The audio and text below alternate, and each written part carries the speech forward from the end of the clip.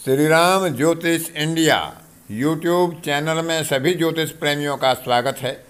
आज की कक्षा का विषय प्रसंग है प्रसन्न लगन और शत्रु के प्रभाव को किस प्रकार से देखें। शत्रु का गमन होगा, आगमन होगा, शत्रु की विजय होगी या पराजय होगी।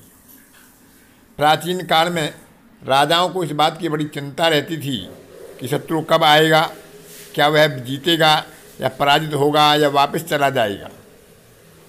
लेकिन देश काल परिस्थिति के अनुसार परिभाषाएं बदलती हैं। आज शत्रु का प्रभाव एक आम व्यक्ति के लिए वह नहीं है जो प्राचीन काल में किसी राजा के लिए हुआ करता था।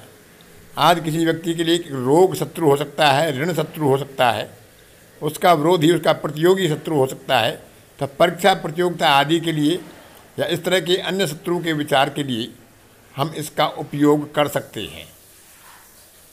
इसके लिए प्राचीन काल में काफ़ी विचार करते थे ज्योतिष बंधु और राजा को परामर्श देते थे। इस तरह से इसके ऊपर विस्तार से कुछ सिद्धांत प्राचीन ज्योतिषकारों ने बताए हैं। तो इसमें आगे भी 2-3 भाग चलेंगे। तो आज की कक्षा में हम 3 श्लोकों पर विचार करेंगे कि शत्रु के बारे में प्रभाव को कैसे देखें। हमारा विरोधी, हमारा प्रतियोगी, जिसके साथ हमारी कोई प्रतियोगिता होनी है, जिसके साथ हमारा कोई मुकदमा होना है, वह आएगा, नहीं आएगा, विजयी होगा, पराजित होगा, तो उसके बारे में किस प्रकार से विचार कर सकती है। आज की कक्षा में शत्रु प्रभाव के ऊपर हम विचार करेंगे। तो इसके बारे में बताते हैं। सुत शत्रुगतः पापः शत्रुर्मार्गान् निवर्तते चतुर्थहृदयरपि प्राप्तः शत्रुर्भग्नो निवर्तते।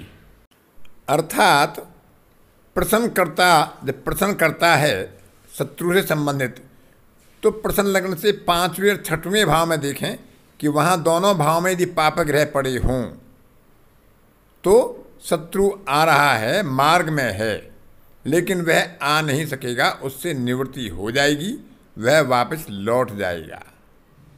इसी प्रकार से लगन से यदि 4थे भाव में पाप ग्रह पड़े होंगे, 1 हो, 2 हो या अधिक हों, तो शत्रु का आगमन होगा, विवाद या युद्ध भी होगा, लेकिन वह पराजित होगा, भाग जाएगा, यानी आने में भी उसे समय नहीं लगेगा और जाने में भी उसे समय नहीं लगेगा, उससे जातक की निवृत्ति हो जाएगी। आगे बताते हैं। झसाली कुंभ कर्कटा रसातलेरा स्थिता रिपो पराजस्तदा चतुष्पद है पलायनम। अर्थात मीन राशि, वृश्चिक राशि, कुंभ राशि या कर्क राशि ये चतुर्थ स्थान में आती हैं। रसातल यानी चतुर्थ भाव में आती हैं। तो ऐसी स्थिति में शत्रु है वह पराजित होगा और जातक को विजय प्राप्त होगी। लेकिन चतुष्पद लग्न यदि 7वें या 4थे स्थान में पड़ते हैं, यानी मेष, वृष और सिंह लगन जो चतुष्पद लगन कहे गए हैं, तो भी शत्रु आएगा लेकिन वापस लौट जाएगा, पराजित होकर चला जाएगा। इसी प्रकार से मकर राशि का लगन यदि पूर्वार्ध में खुलता है और मेष, सिंह, वृष और धनु का उत्तरार्ध लगन में खुलता है, तो भी शत्रु वापस लौट जाएगा। मकर के उत्तरार्ध में शत्रु के वापस जाने की या पराजित होने की संभावनाएं कम होंगी। तो इस तरह से चतुष्पाद राशियां होती हैं उसमें भी पलायन होता है, क्योंकि धनु का उत्तरार्ध भी चतुष्पद राशि में आता है। मेष, सिंह और वृष ये तीनों राशियां पूरी तरह से चतुष्पाद राशि में आती हैं। तो मकर का पूर्वार्ध और धनु का उत्तरार्ध ये भी चतुष्पाद राशि में आती हैं। तो यदि ये लग्न खुलती हैं तो ऐसी स्थिति में, यानी ये 4थे या 7वें भाव में यदि राशियां आती हैं, तो ऐसी स्थिति में भी विरोधी या शत्रु पराजित होगा या वापस लौट जाएगा। अब अगले श्लोक में बताते हैं। चरोदये शुभे स्थितः शुभम करोति यायिनाम अशोभने रशोभनम स्थिरोदये पिवा शुभम। अर्थात चर लगन मेष, कर्क, तुला या मकर इन लग्नों में यदि प्रश्न करता है या प्रश्न करने के समय में इन लग्नों का उदय हो रहा होता है और वहाँ पर कोई शत्रु ग्रह स्थित हो या उसको देखता हो, तो शत्रु आएगा, पूरे साधु सामान के साथ आएगा, पूरी तैयारी के साथ आएगा और यहाँ पर जातक की पराजय होगी, शत्रु विजयी होगा।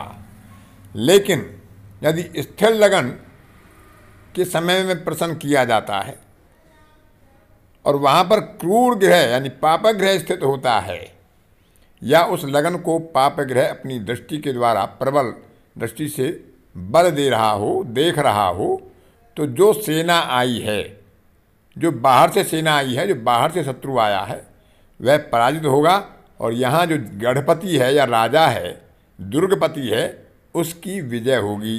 यानी आने वाली सेना हारेगी और जो सेना पहले से तैयार है वह विजय को प्राप्त करेगी। लेकिन यदि स्थिर लगन हो और उनको शुभ ग्रह देखें या वहाँ पर शुभ ग्रह बैठे हों, तो युद्ध में जय और पराजय का निर्णय नहीं हो पाएगा, न शत्रु जीतेगा न शत्रु पराजित होगा, या तो संधि होगी या युद्ध आगे लंबा भी चल सकता है।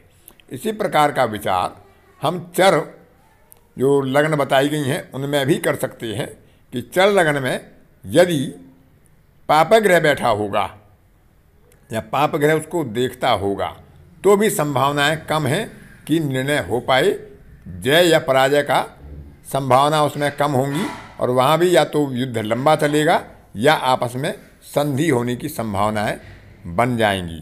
तो इस तरह से चर और स्थिर राशि के आधार पर वहाँ पर पाप ग्रह, शत्रु ग्रह या शुभ ग्रह की स्थिति के आधार पर भी विचार किया जा सकता है।